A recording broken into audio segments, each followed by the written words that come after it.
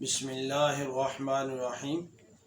اللہم صلی علی سیدنا و مولانا محمد وعلی آل سیدنا و مولانا محمد وبارک وسلم۔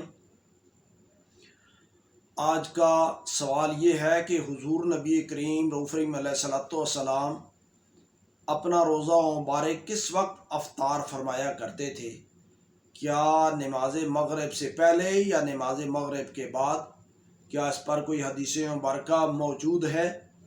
تو ہاں، نبی کریم رؤوف رحیم علیہ السلام کا اپنا جو معمول مبارک ہے وہ مشکات شریف کے اندر ایک حدیث مبارکہ موجود ہے کہ جو اس طرح بیان کی گئی ہے کہ کان النبی صلی اللہ علیہ وآلہ وسلم یفطر قبل ان یصلی علی رطبات فإن لم تكن رطبات فتميرات فإن لم تكن تميرات خصفات من ماء۔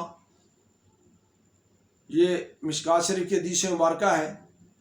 اس کا ترجمہ اس طرح ہے کہ نبی کریم رؤوف رحیم علیہ السلام ہمیشہ نماز سے پہلے افطار فرماتے تھے۔ اور کس چیز پر آپ افطار فرماتے تھے؟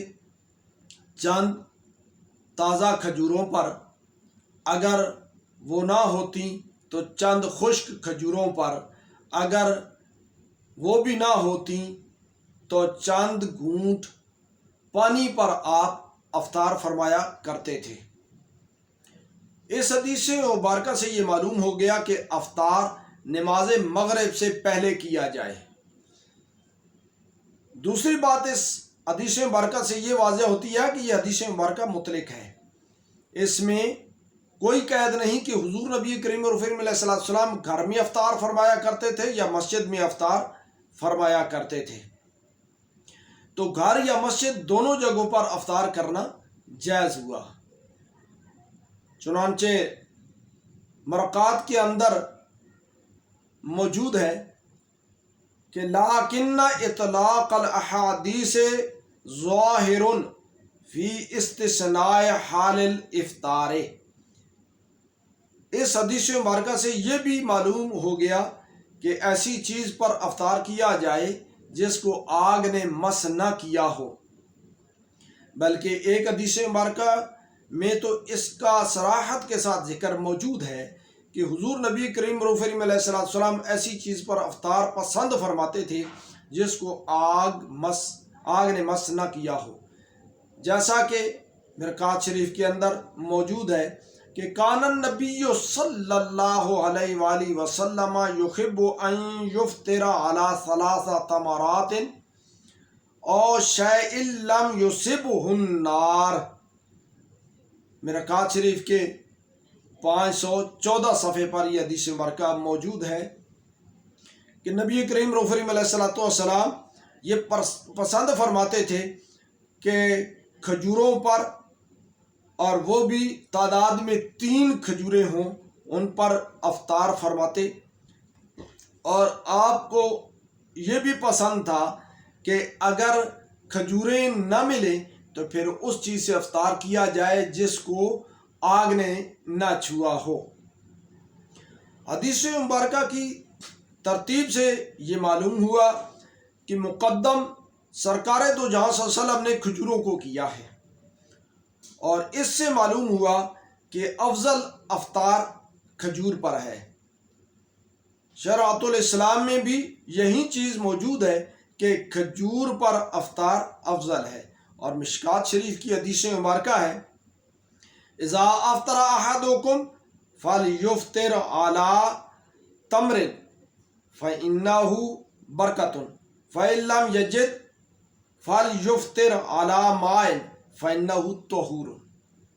اس حدیث مبارکہ میں بھی 2 چیزوں کو بیان کیا گیا ہے، ایک کھجور پر افطار کرنا، اور اس کو بتایا گیا ہے کہ فإنہ برکۃ، یہ کھجور برکت والی ہے، اس پر افطار کرنا بھی برکت ہے۔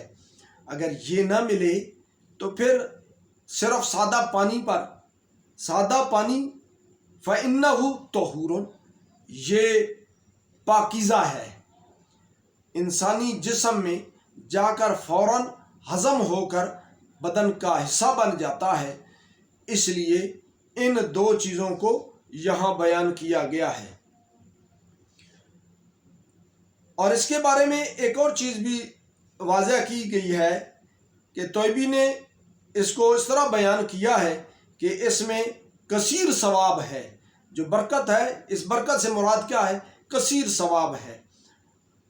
मगर इससे पहले दर्स में एक हदीस पाक गुजरी है जिसमें पहले ये बताया गया है कि मज़क़तुल लबन सबसे पहले कहा गया, यानी दूध की कच्ची, दूध की लस्सी। उसमें दो चीज़ें हैं, एक दूध और दूसरा पानी, दोनों चीज़ें उसमें शामिल हो गई। लिहाजा इस लिहाज से वो ज़्यादा अच्छा है कि दूध जिस्म को ताकत देता है और पानी जिस्म की गर्मैश को ठंडा करता है। तो उसमें सबसे पहले मज़क़तुल लबन का लफ्ज़ आया है। तो इससे ये मालूम हुआ कि अगर दूध की कच्ची मिले तो इससे भी अफ्तार अफजल है, जैसा कि मरकात के अंदर मौजूद है। और फरमाते हैं कि वह फ़ी तक़दीमिल मज़क़ते इशारतुन इला अन्नहा अफज़लु मिनत तमराते। इसमें ये वाज़ह हो गया कि जो पहले मज़क़तुल लबन का तज़किरा है, ये पहले बयान करना, ये खजूर के पहले इस्तेमाल करने से ज़्यादा अफजल है। तो इसका फ़ैसला इस तौर पर किया जाता है कि दोनों अपनी अपनी जगह पर मुक़द्दम हैं। अगर दूध की कच्ची मिल जाए, यानी दूध की लस्सी मिल जाए, तो फिर भी बहुत अच्छा है। और अगर ताज़ा खजूर मिल जाए, ताज़ा ना हो तो खुश्क ही मिल जाए, तो फिर ये भी बहुत अच्छा है। लेकिन तकसीम कैसे है? तकसीम इस तरह है कि सर्दियों में खजूर से अफ्तार करना, पहले खजूर खाना ये अफजल है, और गर्मियाँ हों तो पहले दूध की लस्सी से अफ्तार करना ये अफजल है। इसी को मरकात के अंदर बयान किया गया है और कहा गया है कि वकीला तक़दीमुत तमरे फ़िश्शिताए वल माए फ़िस्सैफ़े ले रवायातिन बिही। लस्सी में दूध भी है और पानी भी, दोनों नेमतें इकट्ठी हो गई। तो इस लिहाज से गर्मियों में अगर इससे अफ्तार किया तो ये जिस्म के लिए ताकत का सबब भी बना और जिस्म के अंदर जो गर्मैश है उसको ठंडा करने का भी सबब बना। तो हदीस मुबारका में दो अल्फाज इस्तेमाल हुए हैं, एक रुतब और दूसरा तमर। रुतब और तमर के अंदर फ़र्क क्या है? रुतब उस खजूर को कहते हैं जो ताज़ी आसमाद और खजूर के दरख्त से उतारी जाए और वो खाई जाए, उसको रुतब कहा जाता है। और तमर उस खजूर को कहते हैं जो खुश्क करके जमा कर ली जाए, स्टोर कर ली जाए और उस खजूर को देर तक या दूर तक पहुंचाया जाए, ऐसी खजूर को तमर कहा जाता है। तो पहले जो रुतब है ये तमर के मुकाबले में ज़्यादा ताकत का ज़रिया होती है, इसलिए उसका तज़किरा पहले किया गया है। यहाँ तमर से मुराद छुहारा नहीं। क्यों? छुहारा तो भून कर गर्म करके खुश्क किया जाता है, इस तरह तैयार किया जाता है। लिहाजा यहाँ मुराद छुहारा नहीं है।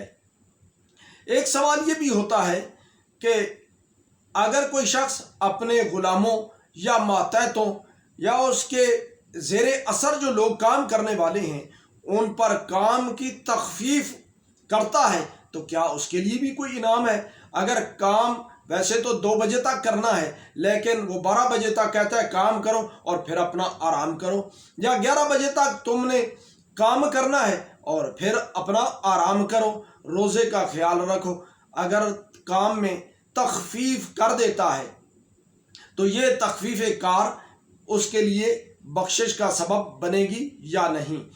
तो जी हाँ, سرکار دو جہاں صلی اللہ علیہ وسلم نے خود ارشاد فرمایا کہ جو رمضان مبارک میں اپنے غلاموں پر کام اور خدمت کو ہلکا کر دے، اللہ تبارک و تعالیٰ اس کو دوزخ سے آزاد فرما دے گا۔ مشکوٰۃ شریف کے اندر حدیث مبارکہ کے الفاظ اس طرح ہے کہ وَمَنْ خَفَّفَ عَنْ مَمْلُوكِهِ فِيهِ غَفَرَ اللَّهُ لَهُ وَأَعْتَقَهُ مِنَ النَّارِ، اور کما قال علیہ الصلوۃ والسلام کہ جس نے اپنے غلاموں پر رمضان المبارک میں کام کا بوجھ ہلکا کیا، اللہ تبارک و تعالیٰ اس کی مغفرت فرما دے گا اور دوزخ سے اس کو آزاد فرما دے گا۔ تو اللہ تبارک و تعالیٰ کے بندوں پر رحم و کرم کرنا در حقیقت اللہ تبارک و تعالیٰ کے رحم و کرم کا اپنے آپ کو مستحق بنانا ہے، یعنی رب تعالیٰ کے کرم کو اپنی طرف دعوت دینی ہے۔ تو اللہ تبارک و تعالیٰ سے یہ دعا ہے کہ اللہ تبارک و تعالیٰ ان احکامات پر ہمیں عمل کرنے کی توفیق عطا فرمائے۔ وما علیہ الا البلاغ۔